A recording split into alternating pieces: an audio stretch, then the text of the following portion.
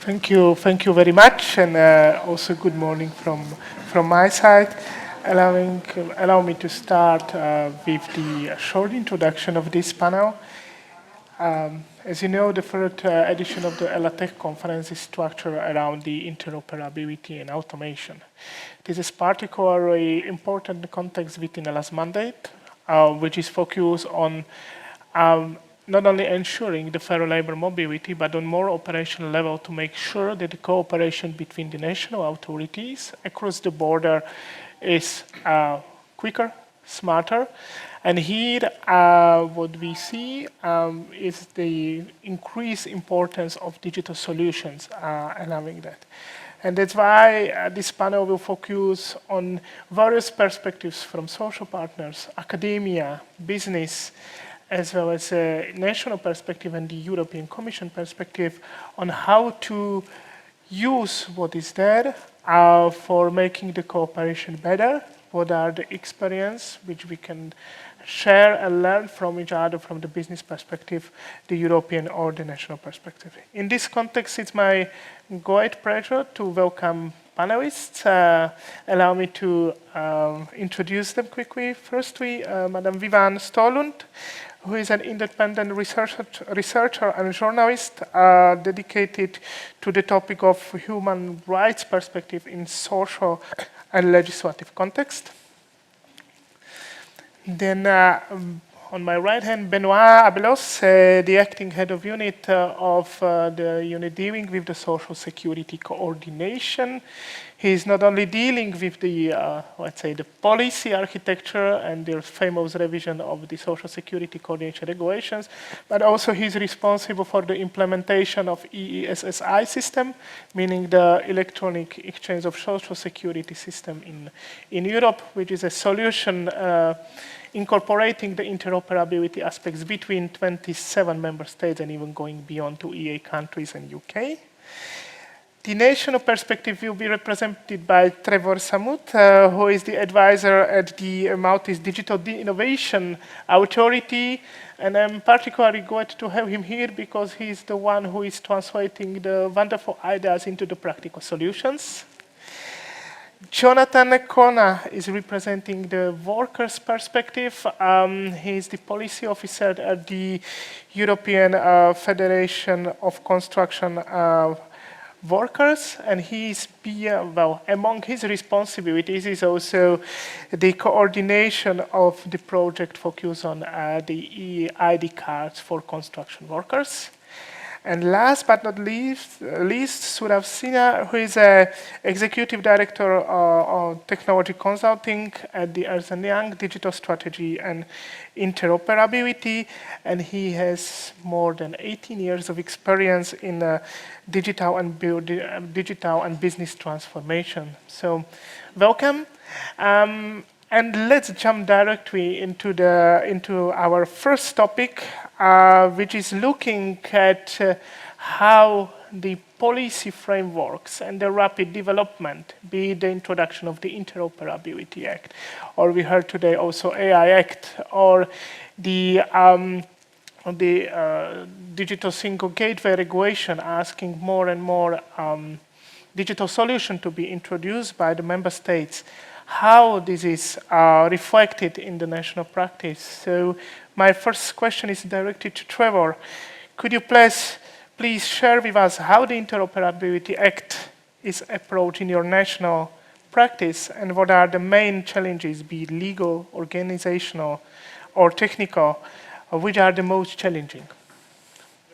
It's very nice to be with you here, so thank you for the invitation. And it's been nice. Thank you for the hospitality as well. So it's been nice being here. We've been given a warm welcome, and I come from a very warm country. So seeing the 25-degree difference from where I'm coming from is the warmth of people. So I'm very happy to see that. So thank you so much. So we keep hearing about this interoperability, how important it is, data that we must communicate with each other as member states. The first challenge, I would say, even interdepartmentally, we have to know how to communicate with each other and use standardization in the way we operate. This is not a new problem. It's been a problem like forever, right? And just to remind a bit everyone, when Malta was trying to become a European member state, and I believe this was an experience for everyone, there was the Schengen acquis, right? And one of the greatest challenges in Schengen, and I've worked a lot in national security at the time, was to share your data, which would have been in databases since forever, some of it even in scripted form, digitalize it. There was no Interoperability Act at the time. Standards were limited. There was not even the XML standardization or formatting at the time. So this was a major challenge for all member states, of course, because we needed to see a wanted list, for example. A wanted person in member state A needs to mark up as being wanted in member state Malta, right? So these were all very serious interoperability changes, which I'll never forget in my career. And how would you tackle them? Fast forward to today, right? In 2025, a lot has changed, but the same principles still apply. Luckily today we have standards which increased in number and in quality. I must say they increased in quality both on the hardware side, both on the networking side, and both in the data structure side. So databases are no longer like, tend to be like too much of a proprietary nightmare or a vendor lock-in nightmare, which would be an issue because then you would be following a highly proprietary standard only, which is not open source, which is not open standard, which is not even shareable most of the time, right? And I think the Interoperability Act, what it has done as a piece of legislation, right? So just a bit of a background from my end, I will always speak on the technology perspective. And the first thing that we normally as tech people see like another act coming out, we say, oh, there's another act coming. Okay, is this a solution, right? But I'm happy to say that seeing this piece of legislation is technology neutral, but at the same time, it's pushing the idea, proceed with open standards, proceed with a way that you have to foresee from the beginning of the project, from the very beginning of the project, that whether any other member state or any other person can use this structure that you're building. Because if you don't do so, it's not even beneficial for yourself as well. So I think seeing this in a piece of legislation now, it's a welcome thing to see. And coming from a tech perspective, from a tech guy, I think it's a bit something, right? Yeah, thank you very much. And I think also the Commission can be happy that there is an acknowledgement from the IT people that actually the piece of regulatory work brought an added value for the national authorities, which turns me into business perspective. Sinak, you have a long experience and expertise in seeing the digital transformation and interoperability between the various business models. So what's working in practice in this private sphere when compared when you heard some of the experience from the national authority perspective and the nice example with Schengen? So what is working in the private sphere? What are the main challenges which you see? Hello. Thank you for hosting me, and it's a pleasure to see you all and to speak in front of you. Well, from the business side of the things, I think we see the whole market. From my experience working with EU institutions for the last 12 years, I have seen changes.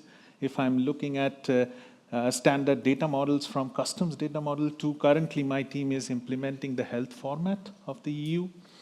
And what I see that in terms of usage of tools that are available, we as business, we use the TED portal to submit our proposals, to bid, and it's a very good tool. It's open to all, it's open to business, but other types of tools, the business that we can use from, we don't see much as yet. But I'm hopeful because from my projects that I have been doing with, say, example, DG Move or with DG Sante and other DGs within the Commission, I see on the topic of interoperability, we are doing a lot of studies, we are engaging a lot. So the study of the structure of data is very important. That's how I see it. And more and more studies that we finish, we find that the federated kind of architecture across the member states is the most important thing to sustain in any kind of solutions that we can look forward to. And all the more what I can say that from the labor point of view, if I'm talking about, say, as for example, skills, every business domain is very different. So if I'm talking from the point of view of a consulting, when I'm looking at skills, evaluate skills, if I look at the standard format that is applicable to my industry, it will be very different from, say, the workers who are working in CPG retail and they are in the business of moving goods to the shop from the supply chain. So even measuring the KPIs, like my type of work is very different from theirs. So the number of hours or the type of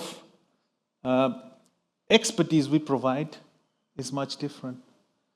So I see from case by case, from business point of view, it's very different as we move from one domain to another, and it creates a lot of complexity when we are talking about the format of the data. Thank you very much. Which brings me to the domain and the differences between the business models and the various skills which are requested. Now, lead me towards the worker's perspective and the interoperability. So, Jonathan, what are the most important components of the interoperability from the perspective of workers? Because we see it as an enabler of the cooperation, we see it as a precondition for the successful implementation of the EU solutions, as well as for businesses, but what is important for you as workers in this picture of interoperable solutions? Thank you very much, Jozef. I will keep speaking. Yep, now we can hear me.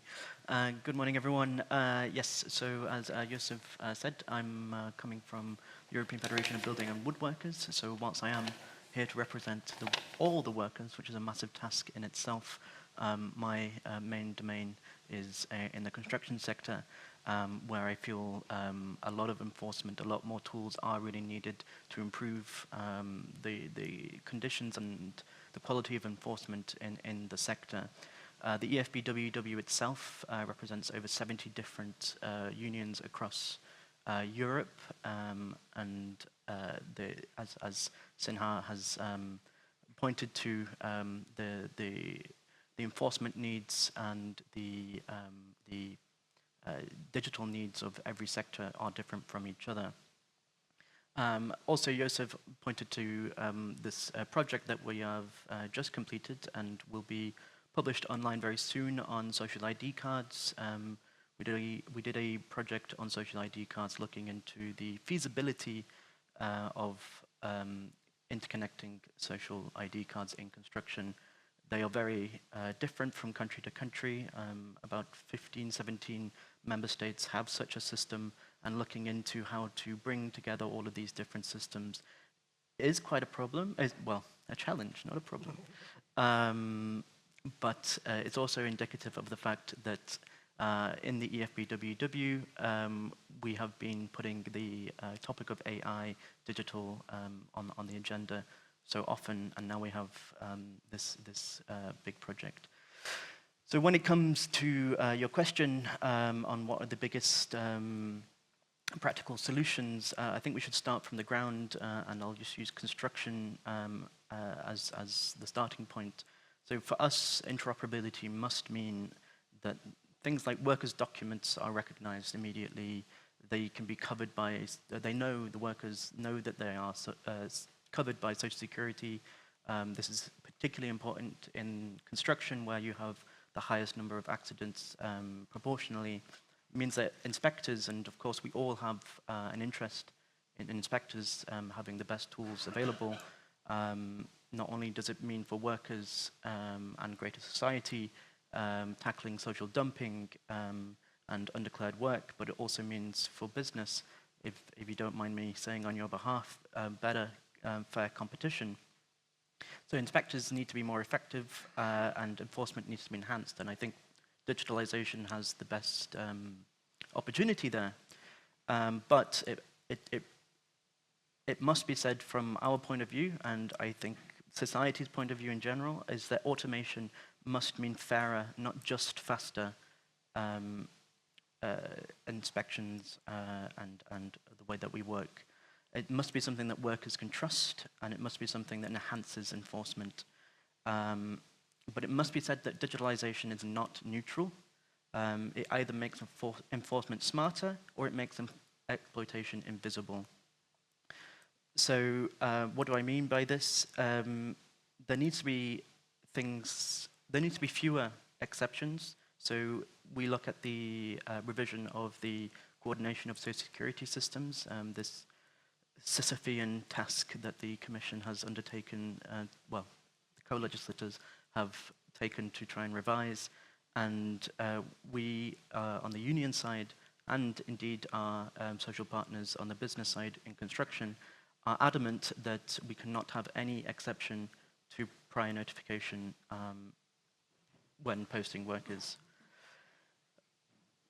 This is also connected to the e-declaration initiative, which I think is a great opportunity to streamline a lot of these systems. Posting declarations in the 27 are massively different. I think in Trevor's case, you mentioned the EIDIS, and I think your posting system is one of the few that incorporates EIDIS. But that's just an impression as to how different these things are and how much we need to get them together. So it will obviously enhance national authorities, but we also need to make sure that it doesn't bring down standards, and it's an opportunity for workers to get information on themselves when these declarations are happening. Other things such as SPAS will come on to digital business registers, so that inspectors and authorities have a better idea of who is in the industry, and also targeting things like abusive subcontracting and labor intermediaries are other good examples of how digitalization can help there. Just finally on interoperability, the advantage obviously of interoperability rather than harmonization is that it keeps decision making at the national and regional level, and I think ELA has a role there, and this is one of our demands for the review of ELA, is for ELA to have a role in interoperability as we bring these systems together, role in data processing and coordinating the different systems. I've already mentioned social ID cards, so I'll end there, but thank you very much once again. Thank you, Jonathan. It's a wonderful introduction into the topic of how many instruments are there at European level, either being already implemented after several years of the deployment phase, or what we can expect in near future. So, Beno, about to you. How do you see the implementation of these several initiatives at European level? First of all, good morning, everyone. And thank you for the invitation, for the ability to be able to express the view of the European Commission.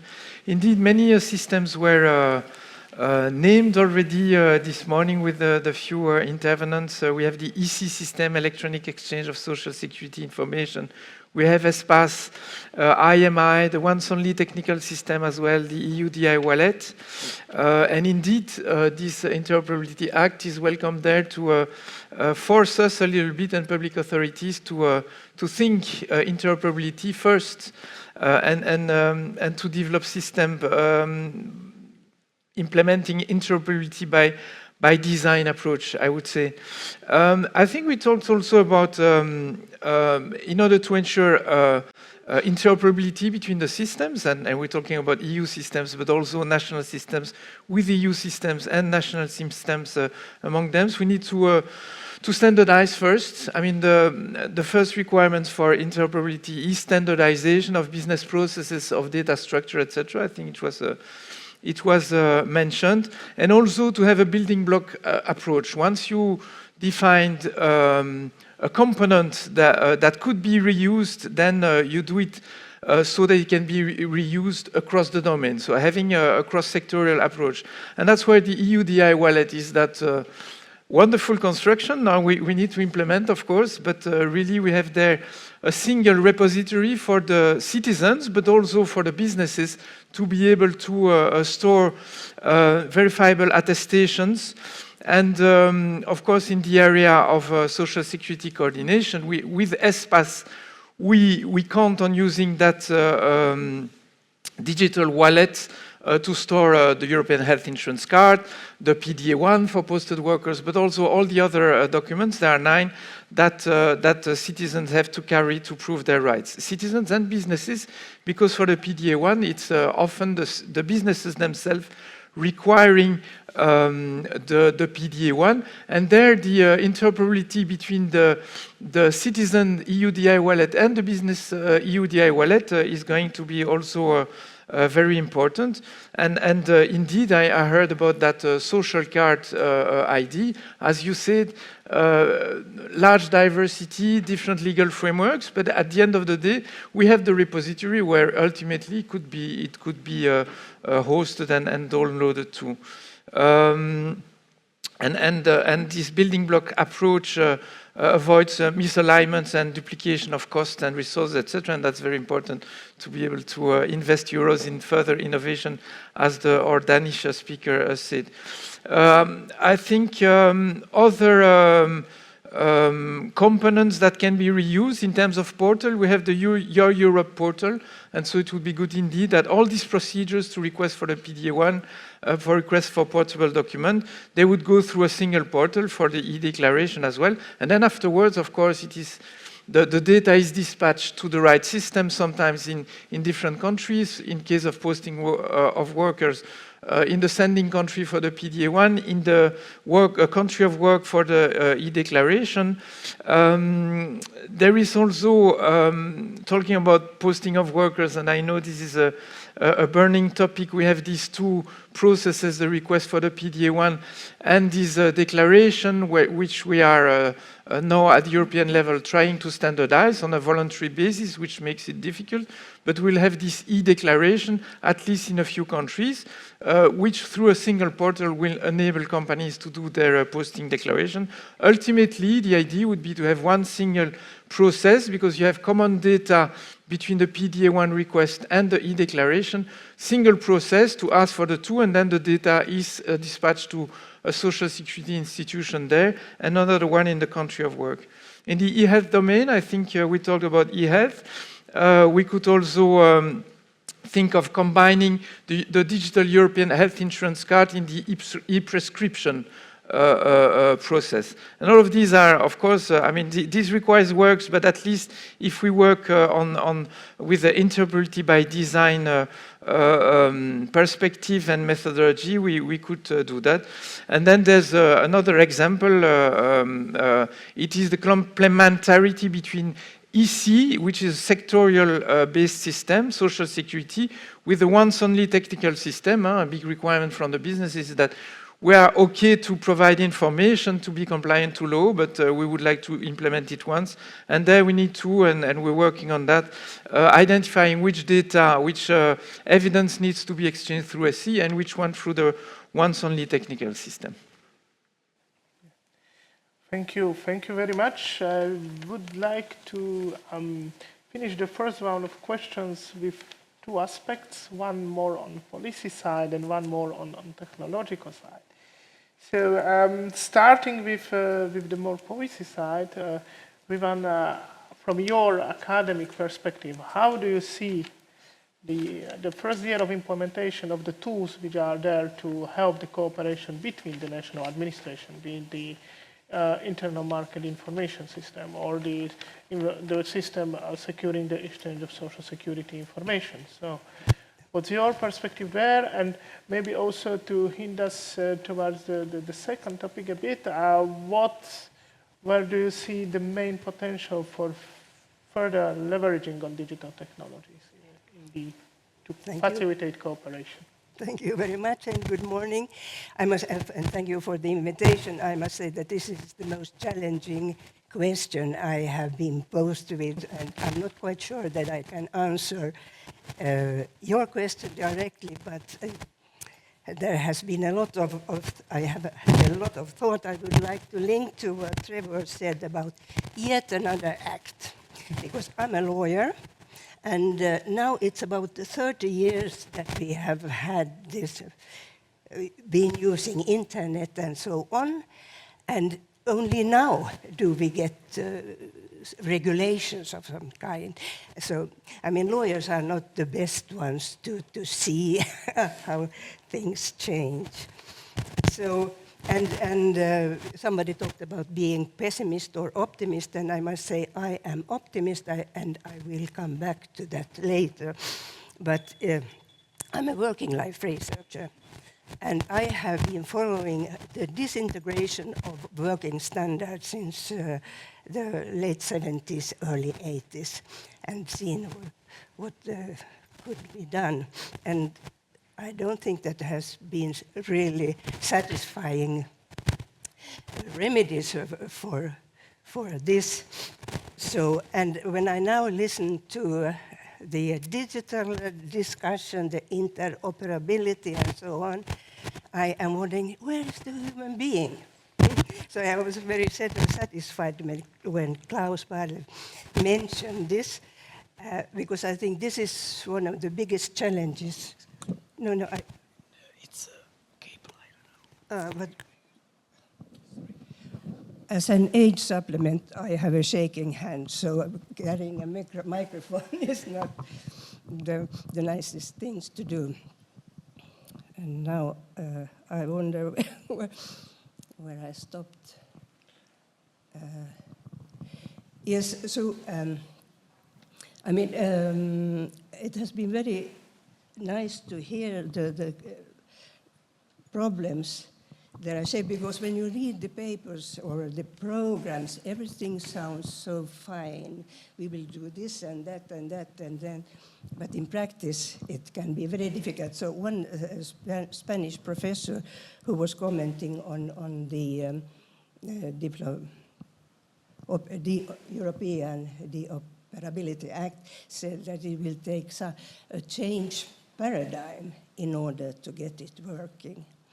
And then there was a very interesting study on universities done by the Technopolis group, who said that as universities have their own old traditions, it can be very challenging to implement these new procedures. They said that they have to kill a number of darlings in order to get the systems to work. So I think it's really very valuable to have this assessment of how this work and then see how we could go about it. Thank you very much. And going from the assessment how it may work, I'm curious to know, and maybe Trevor, it's a question to you. As you mentioned, the Schengen system, and then we heard from Benoit and also from Jonathan that there are several systems being developed at the European level. Do you see also a shift in connection also with the Interoperability Act at the national level, meaning that the pressure from EU is also bringing more efforts to digitalization and to introduction of the interoperable solution at national level?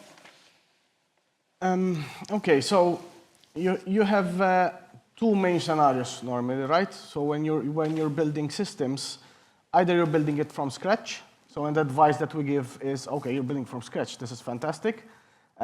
Let's use standards. Let's proceed with seeing what's available, the type of data structures. Start thinking now. So even if it's a bit painful now to think about these things, but it's a long-term vision. It's always a long-term vision, especially with this type of databases, which are huge, right? National systems. We're not talking about anything small here. So, and scenario number two, which is the more painful one and perhaps more realistic and more the scenario we normally encounter, is when you already have an existing database, already an existing system. Perhaps it's been structured in 1995, right? And are you deciding to do a rewrite, a restructuring of it? Or are you going to add like a translator in the middle so then it starts talking in the way it's expected to be so that it's interoperable, but that creates its own issues then? So normally this is advice that for the first time I'm seeing this advice being enshrined in an act. So that helps not only from a practical aspect, but also from a procurement aspect, for example, Because if you go with a public tender, right, and most of us are public authorities, so we have to deal with with public procurement, which can be like a nightmare of its own sometimes. At least now there is the tool, the Interoperability Act, there is the Artificial Intelligence Act, there's AI everything, everyone wants AI, AI is awesome, etc., right? And there's a huge hype about it. But if you don't have the structure, the data, the cleanliness of the data, you can never have AI. Let alone AI which you can even rely on, or let alone AI which you're trusting kind of blindly, which is never a good idea, by the way. And the AI Act kind of assumes that you're trusting AI blindly. But I think we've seen several results when systems or authorities trust AI blindly, right? So especially in the labor market, for example, or providing like social security.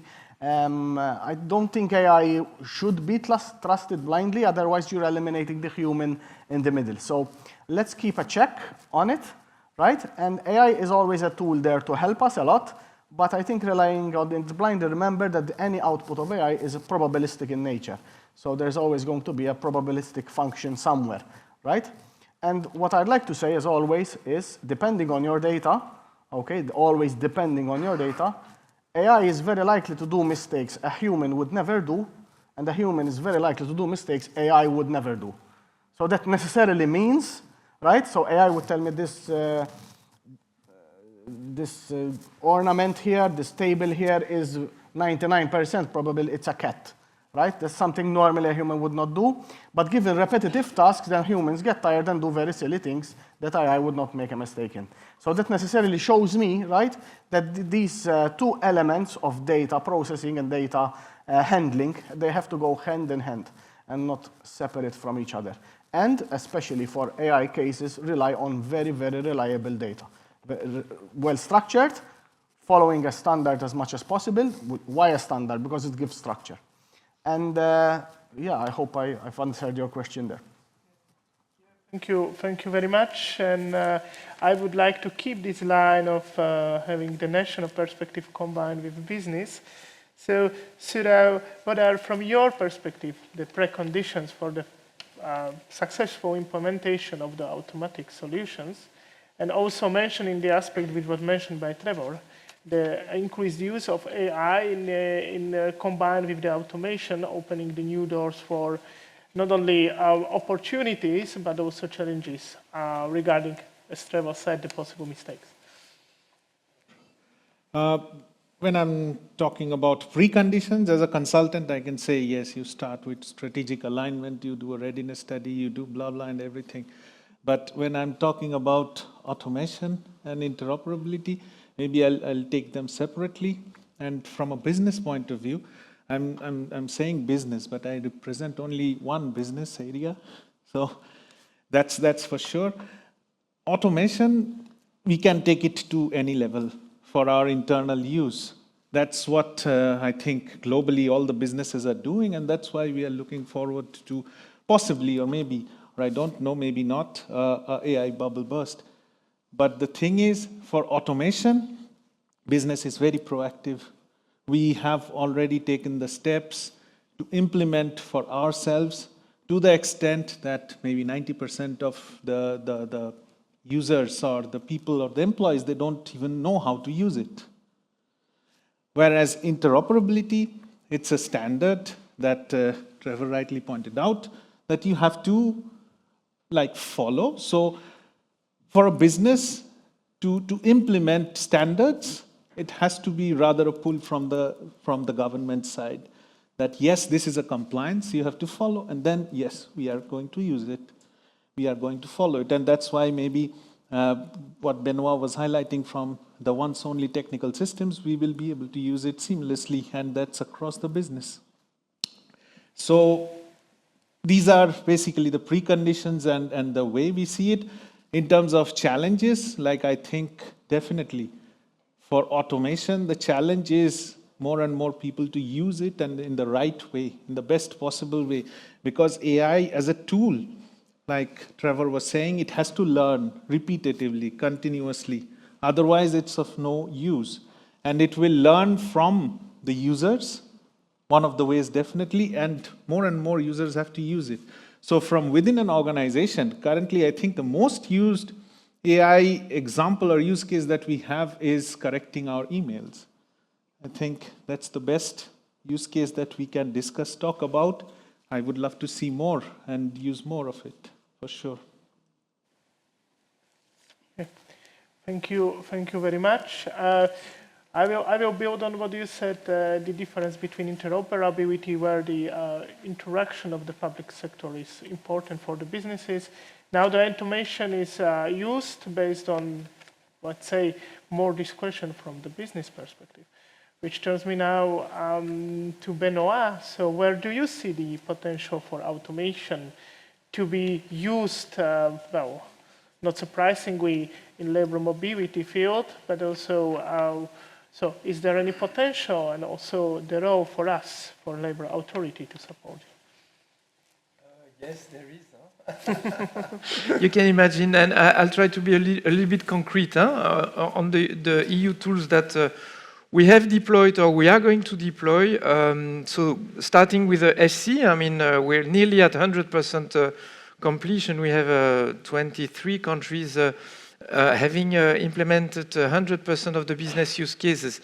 One of the lessons learned it was of SC is that before developing that interoperability system to exchange structure electronic documents, it's a basic system. It's not emails, but it's a basic system, asynchronous, sending messages and receiving them back. But it is structured. That's also already something. But one of the, if you want to automate, you need to have a good quality of data. So you need to restrain a little bit as much as you can the data model of the messages that you send and receive. And to be honest, within SC, the way the business use cases were designed, that they were just mimicking the paper process. Before SC, there were papers that were exchanged and through trucks, etc. And indeed, they took these paper processes and they just digitalized them. And that's probably one of the lessons learned. First, you redesign your business processes because digitalization means that you have more capabilities. With paper process, you repeat the data because you want to be sure that the ones receiving the message knows all the data that were exchanged before. With digitalization, you don't anymore. In paper, you can have free texts. If you want to be able to automate, you want to restrict as much as possible the free text. Otherwise, you have data which is unstructured, and then it's very difficult to automate. And of course, what is behind automation here in this case, it's to lower the time for resolution of a case. In the SC system, no, the message exchange is very quick, of course, but the reply comes sometimes in average 6 months in pension cases, sometimes more than 6 months, and so we're talking about months to receive an answer. And if the cases were automated, of course, we could lower the time and then have a quicker resolution of the cases of the citizen, which is what we're aiming for. So through business process improvement, we try to implement that in SC.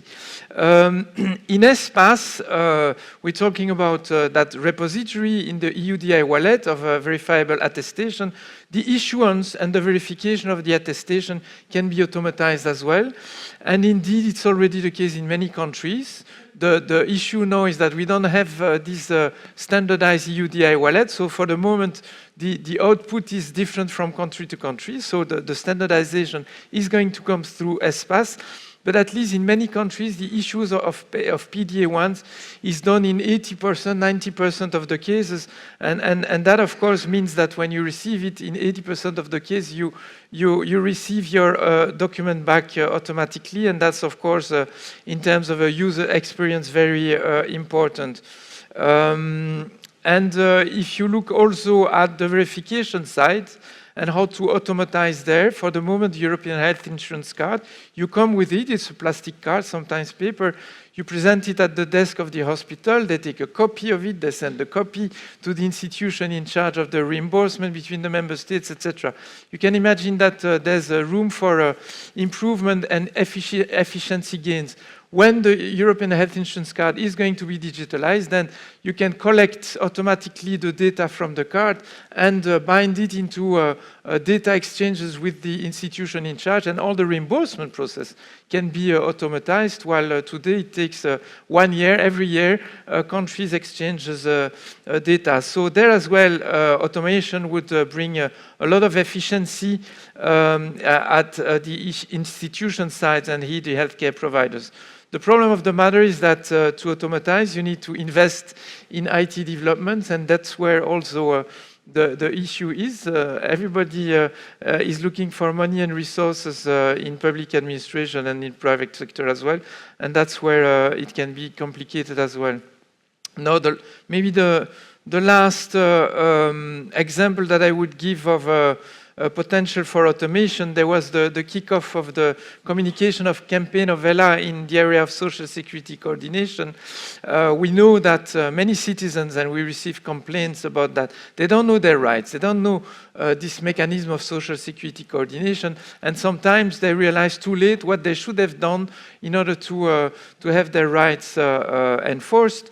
And in terms of information, we're still working now with people behind the answers to the citizen. If you look at Europe, Your Europe Advice, or even Solvit when you complain, etc., there's still people behind. And the questions are always the same, or basically the same. So there as well, you have a room for automatizing the answers to the citizens, making it much more efficient so that the citizen can very quickly and easily get to know their rights, basically, and know what they have to do in order for these rights to be enforced. And that's a third area of automation and use of AI-powered chatbots for public authorities to be able to answer quickly to citizens. And which is a nice bridge towards the opening, the elephant in the room, the AI and its relation with automation. And I will start with Jonathan, in principle, where Benoit finished his intervention. And it's the field of the provision of information for the workers.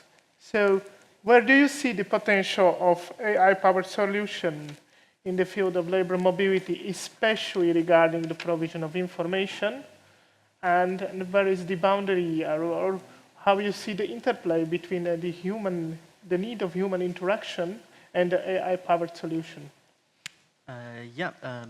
As I think Vivian brought into the conversation before, that we really do need to retain this human touch, and we can't just replace everything with AI as attractive as that sounds. When it comes to the chatbots, I think from the union's perspective, it's super important that we keep advice for workers, and the means through which workers win and protect their rights is something that unions are responsible for. And I think some of the proposals around the chatbots and these remuneration tools, whilst on paper I think one can't refuse it's a nice idea, but I think the idea that unions are not the ones that workers are interacting with to gain their rights, I think sets a worrying precedent when organizations whose sole purpose isn't to protect workers are giving advice. I think this is something to flag up as an issue. On other aspects of AI and automation for the interaction with workers' rights, I think it's also good to say that I think there's a potential for the enhancement of detection of abuse. So we see in the transport sector with the IMI system for transport already millions and millions and millions. It's an unfathomable amount of declarations are being processed very quickly. And I think that this can only serve to improve enforcement, especially in a sector like transport, where you have so many workers being inspected at the same time.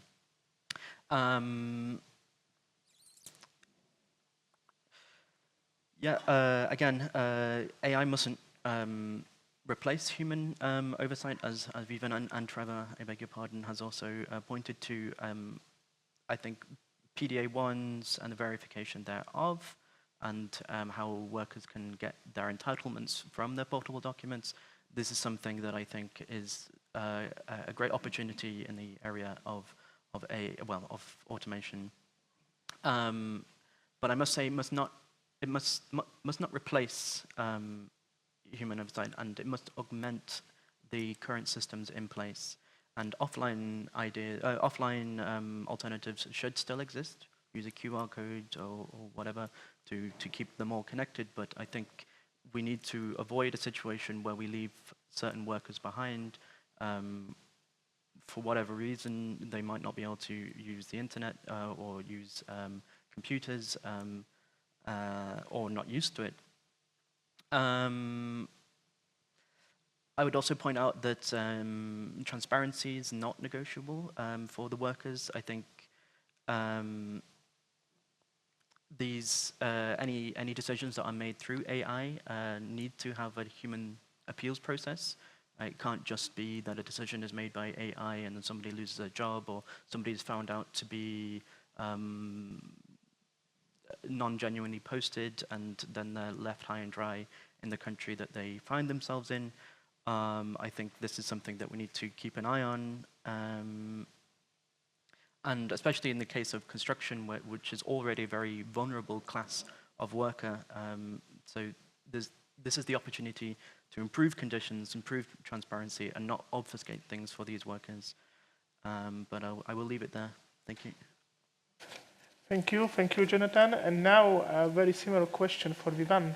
So the limits between the technology and the need for human involvement. Yes, thank you. Because I would like to also link to what you have been saying, because one thing that I haven't found any discussions about is how the different digital sites are designed. So, I mean, I know of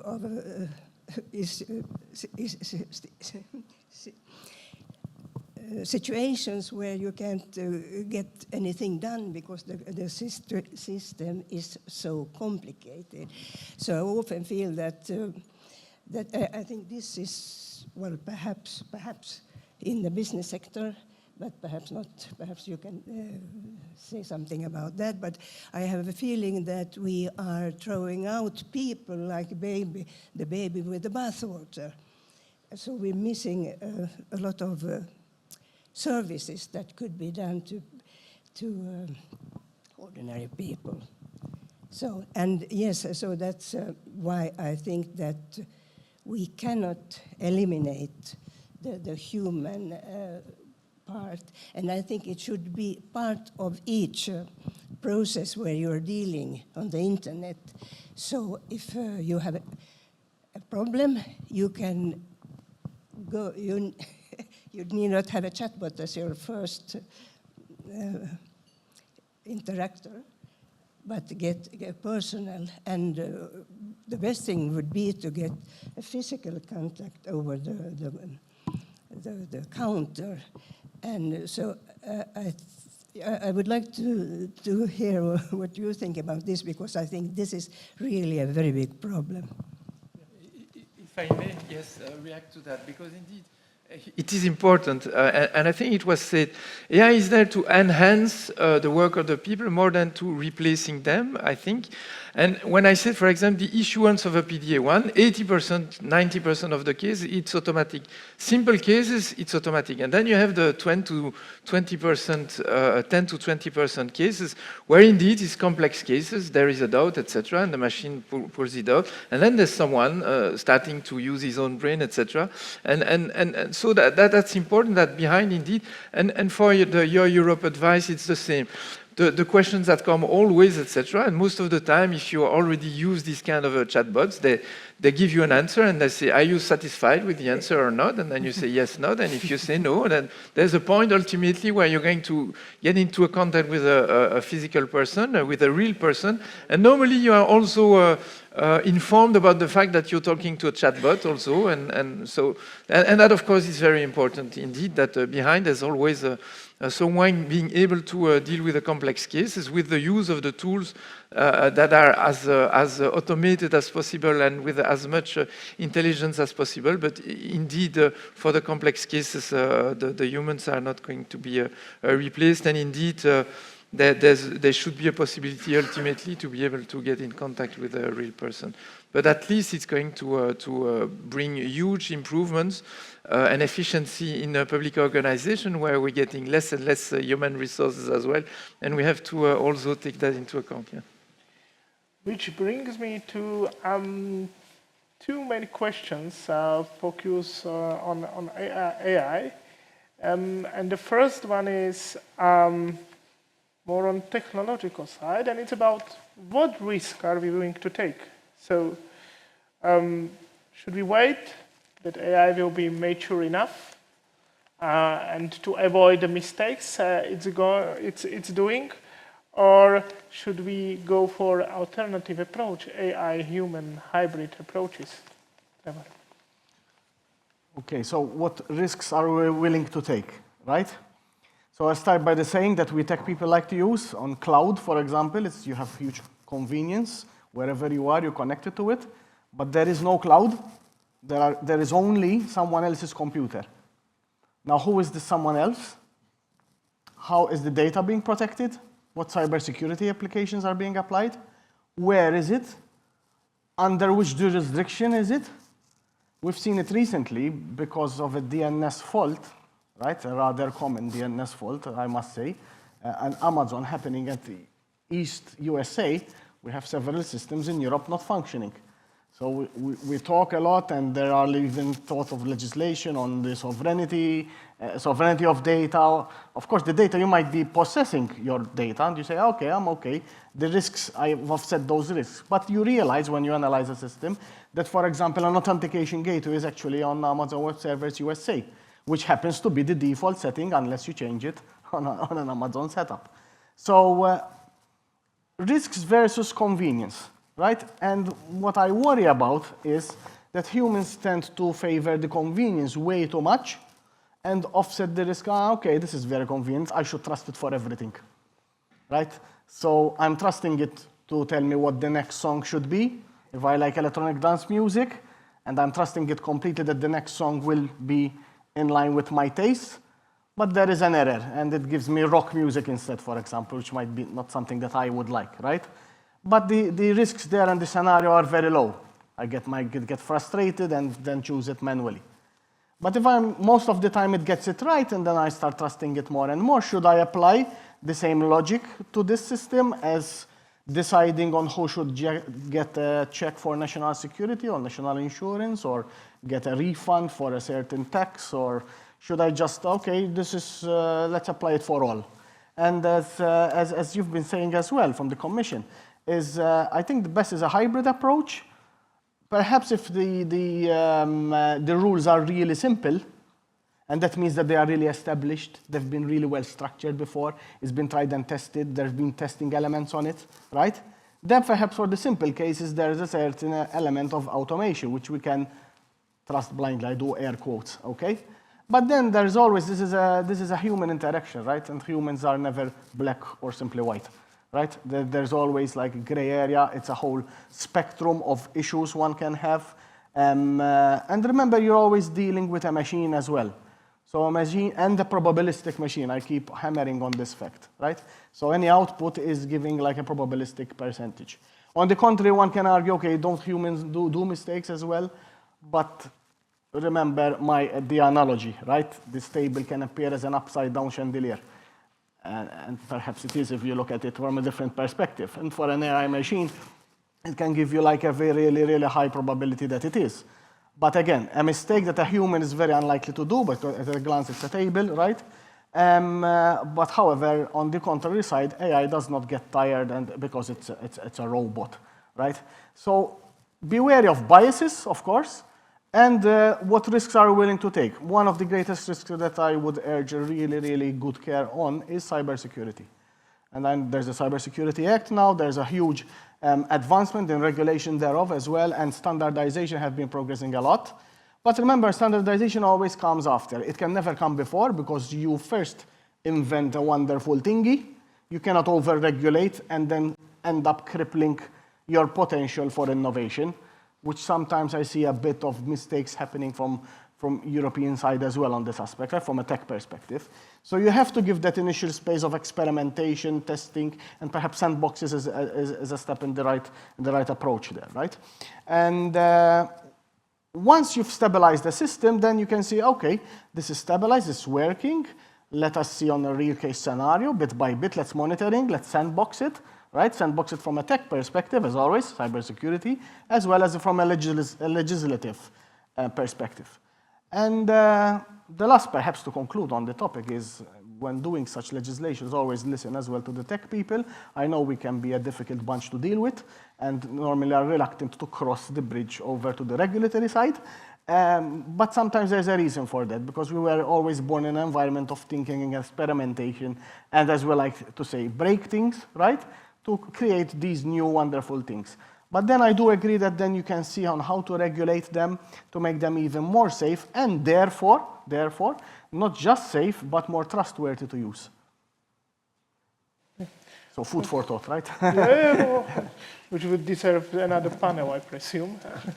But to add to these thoughts, from your perspective, again, what are the main risks? And maybe to broaden it a bit or to start also the perspective of human acceptance.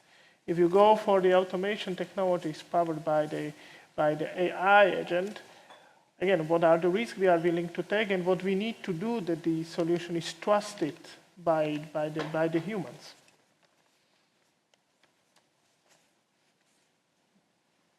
It's for Surab, sorry. You didn't give the lead. Okay, yes, for sure. It like I can split it up in two ways. Like one is the context, and another could be the usability or the solution space. So I think both are important, and an understanding of both is also important in order to arrive at what we actually want. So when I'm in the context part, whether I'm taking an example of RPA or intelligent process automation or hyper automation, I have to first understand what is the need. Because RPA, as a background, it has its root in measuring KPIs. That's how it started. And of its time, it was the best thing. And then we included the intelligent aspects of natural languages and understanding and learning. And then we had the chatbots and etc. But we have to first do a study to understand what is the context, what is the need of the situation, whether we need A or B or C. And then we can also decide to the level where we can shortlist, say, a solution which will be based on hyper-automation, and then it will be at scale. And then comes the aspect of usability, where I think that it's important to see whether we are looking at a product or an enabler. So an enabler is important when we are looking at the target operating model, and the context for that is totally different. And again, when it comes to a solution or a product, like if I give the example where my team is working on the virtual human twins of Europe by DigiConnect, it's a hyperscaler, hyper-automation, huge platform, but it's a very big solution that is for the citizens of EU. So in the same way, we have to first understand the context and the usability of the solution. I think those two are the most important things for me. Which I think brings me to Jonathan, and looking at sort of like nicely phrased like the product perspective. So we are using automation and AI technologies for the benefit of workers. What we should do that they trust them, that they trust the result, being the information board, being the verification of the credentials, etc.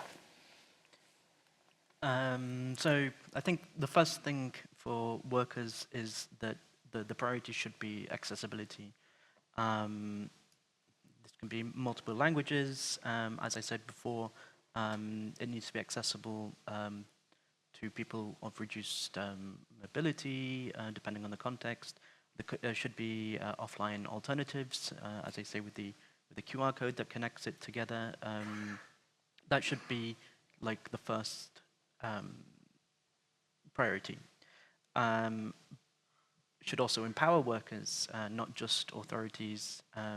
So for example, in ESPAS, this should be able to help workers verify their own status, so that they have the security, that they know that they're covered by their social security at home, and things like that. In the context of posting declarations, and I don't just mean e-declaration, of course that's a proposal at the European level, and it's up to the member states individually to determine whether they will do what I'm suggesting, which is to allow workers themselves to receive a copy of their own declaration, again, after the employer has sent it off. So I think workers have that degree of security in that way, if they so want it. Also allow workers to know who has access to their information, why, how they're doing it. This is all information I think would help workers, but also unions in defending their rights. I think I've pointed to it at the head of this the panel, that workers need to trust these systems. They need to have the transparency, as I say, knowing how, why, who has access, and trade unions, again, need to be involved. In the design and in the testing and the rollout of all of these new tools, it must be that social partners, both employers and unions, need to be involved in this, in the designs of these things. And yeah, I will finally just point to our project on social ID cards in construction. So I think the main outcome of this is to simply promote and improve existing social ID cards. But I also think, as we've kind of hinted towards, if not said explicitly, I think Benoit said it at the beginning, that integrate some of these social ID cards, if not all of them, into the UDI wallet. I think conceptually, I think this is something that seems quite intriguing, but of course we'll have to see how it actually happens. We don't want a situation where these cards are integrated into this digital identity wallet, and we find that in order to get into the DI wallet, that, oh, actually you need to reduce the quality, the kind of data that is on it, and things like this, as is the risk, I think, in the e-declaration initiative at the moment. Yeah. Thank you, Jonathan. Before asking Benoit how everything will be solved by the European Commission in the end, Vivan, I would like also your views on how to support the acceptance of the technologies from the human perspective. Because I think this is... Thank you. Yes, and I would like to bring this question to a global level, because at the beginning I said that reasons for pessimism and optimism. And if we relate the human to technology, we are at the core of ethics. And I was very surprised to learn now that UNESCO adopted a recommendation on AI ethics in 2021. And because this is the core where technology and humans meet, that's in ethics. And then I mentioned I'm a working life researcher, but I started my studies in international law, and now I feel that I'm going back to that sector because the UN also adopted a global digital compact in 2024, and last September they had a follow-up on this meeting. And what is so interesting when you take this global dimension, that, I mean, the UN Charter is the basis and standard for the UN work, and also for UNESCO, I take it. Or, I mean, the values are the same. So now I see, I'm an optimist, but I see that instead of the old Cold War and arms race, we would have cooperation and a raise in IT standards in the digital sphere. Thank you. So, Benoit, with espace and other technologies, I think also the public interface of IMI targeting employers. So how can we secure, but especially within the context of espace, the acceptance of this solution by the workers and employers? Because if it is not accepted, I presume there will be additional layer. Yeah, I mean, it's a tricky question, of course, and it's a question that you have in every time you digitalize a process, you have its acceptance, and you will have early adopters jumping on it because they will see the benefits. Some others that don't like digital, and so they won't go for it, and some others that are not able to because they don't have necessarily the means to do it, or because they don't have the skills to do it. And that's where we'll have to deal with that, as many others deploying IT systems. But at least the benefits for the citizen is that Espace will offer a seamless digital experience to mobile citizens and workers.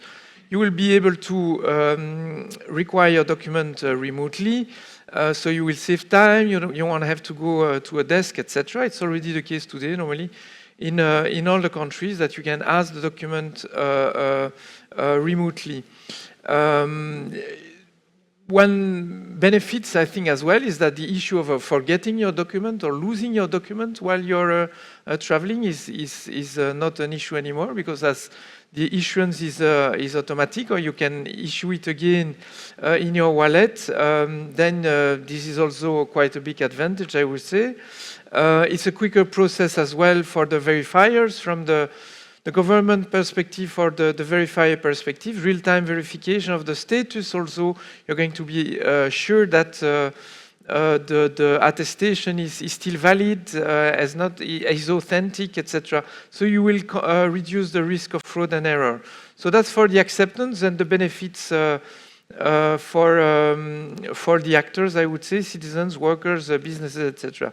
Now, as I said, we're going to face the digital divide. It's not a new concept, and that is something which is which stakeholders, the member states, remind us all the time.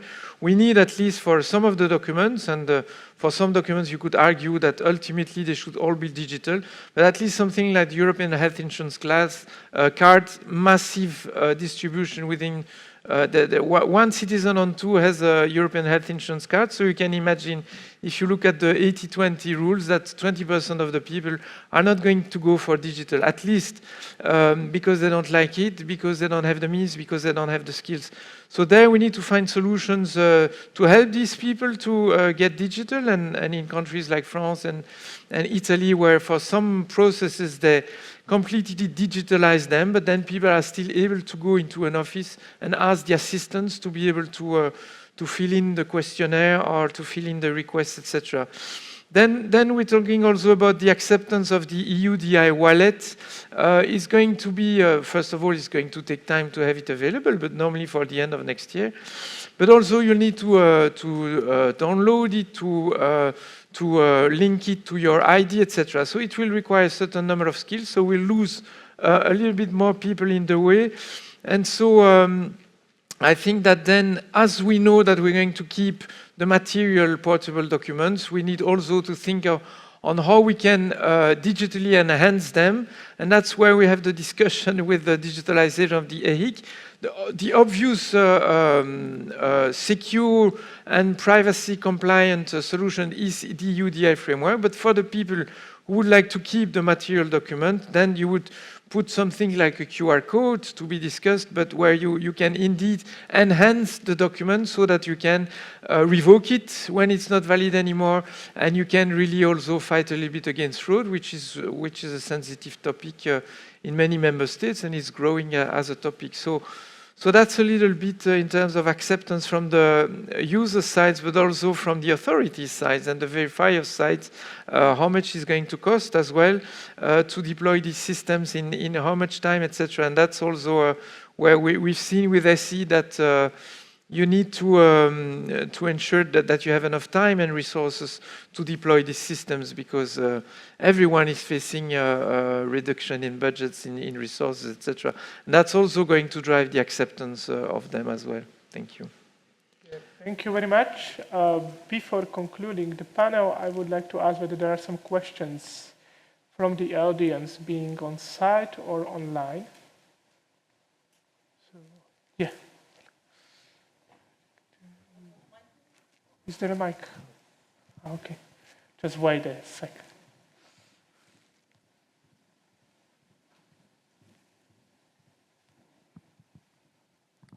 Izabela Grabowska, Koźmiński University from Poland. I will be presenting later on in the panel. Thank you very much for the panel, and I want to clarify some things or ask a little exactly about things. I don't know to what extent you know that the issues we are discussing, like automation, AI augmentation of work, but also transnational collaboration. In the EU, we miss public statistics on that. So in terms of labor market, in terms of many other spheres of life, our statistical offices do not collect data to compare what is going on in our countries. So definitely we know very little about automation and augmentation of the labor mobility of the labor markets. Many results you related to are from the United States. So I think that we should also consider that how to update our statistics, our statistical offices, surveys we do in order to learn what is going on in terms of interoperability in the labor force, in the workplace, in order to make it feasible, to make it interoperable in the EU. So that's a little bit call for action, but because we studied that mostly in terms of the labor market, that's very important. And to Benoit, just one thing, because you said that AI will complement humans. I would like to believe in that and be optimist like Vivienne, but we need to distinguish augmentation, automation, and the levels of skills. Rightly to you, on the high skill level, there will be a human in the loop and everything, like what you said. In the middle skilled level, we can discuss that, but that's missing middle we should focus on in terms of all these processes, how we treat our employees, our workers, and the low skilled is at risk, although there are some essential jobs which will still remain. So Financial Times recently published that there's no impact on the labor market of automation and AI. But when we go directly to skills, professions, occupations, tasks, the story it's not like this. Yes, so this shows that, first of all, America knows more about their labor market and about their processes than we do from our statistics, from our interoperability reports and so on. So that's a call for action. And the second thing, how we are going to address that in the EU to know more what is going on in the EU in terms of automation, augmentation, processes, and especially with our wonderful host, ELA, in the labor market. Thank you very much for interesting panel, and I hope that this panel will be also a kind of call to more reflexivity and call to action to think about what we can know more, because now as AI operates from the past data, what we have in the system, it's past data, it's very difficult to say about the future, yes? Because that's more for us a mirror, what we have achieved up until now, but not necessarily a remedy for the future. But thank you very much for very interesting insights from the panel members and from the chair. Thank you. Thank you. Benoit. Yeah, I mean, you said a lot of things, so I'll try to answer, at least on statistics. I mean, ultimately, you were talking about statistics of automation in the countries, etc. But at least on statistics in social security coordination, we publish every year a statistical report on the number of PDA1s that were issued, etc., and all these portable documents, the number of European health insurance cards. So we do that with the member states. And we also publish a statistical report on fraud and error. And that's where we know that what we measure is not necessarily the reality. It's not easy to really get grasp on what the fraud and errors are really actually in the field. And that's where we work with ELA also to improve that. We use also the systems that we have, the SC system, to also measure the number of messages exchanged, etc. And that is also the type of statistics that we hope to be able to use in the future. And then in terms of actual implementation of IT systems, ELA has done a survey and a report on that, on the implementation within the member states and their institutions of IT systems and the level of automation, etc. Because that's something we didn't talk about, but in these interoperability and deployment of systems, we have different levels of maturity as well in terms of IT deployments in the member states, and we have to deal with that as well. Now, on the workers and how they're going to deal with artificial intelligence and the report of the of the times that you referred to, I've seen that as well. And I mean, we are facing a transformation of our societies, right? So we're going to use, whether we like it or not, more artificial intelligence to enhance existing jobs. Obviously, ultimately, there will still be jobs, but less, because enhancing means also more efficiency, etc. At the same time, and that's true in the history of innovation, you have new jobs that are created that didn't exist before, more related to IT and the way you develop and implement and use these systems, and that's where you need to help the citizens also to raise their level of digital skills, to be able to reskill as well. I mean, people lose their job, they should be able to find another one, but then they need to be reskilled, and that's a big program also of the Commission to really drive this transformation through education and digital skills, upskilling and reskilling, and that's of course also very important. Now, what is going to be the ultimate result? We don't know, but at least new jobs are created that should compensate, and even more, at least in the history of innovation, when the railways came in, there were more jobs in the railways than in the old ways with horses, etc. And we can hope and anticipate maybe that is going to be the case here as well. But then you need the people to adapt. Yeah, thank you, Benoit.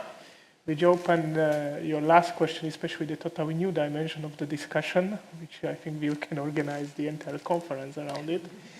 Allow me to conclude. I would conclude with 3 main points for ELA. Firstly, I think when we see the combination of IT perspective, business, and then workers' perspective, is that we need to also continue to work on our work streams, of ELA work streams, bringing together IT specialists, because then we can use this knowledge for not only for practical implementation, but also to benefit it from the policy perspective.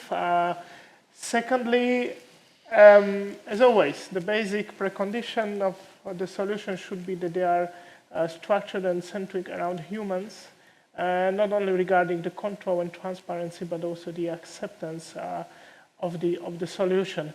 And the third point, especially for ELA, is that we are happy to further continue to support not only the discussion at the innovative level, bringing the IT specialists together, but also to support the practical implementation of existing/future IT tools, which will allow us to make sure that they are fit for purpose, and also within this context to monitor how the IT tools are used in practice and the corresponding data.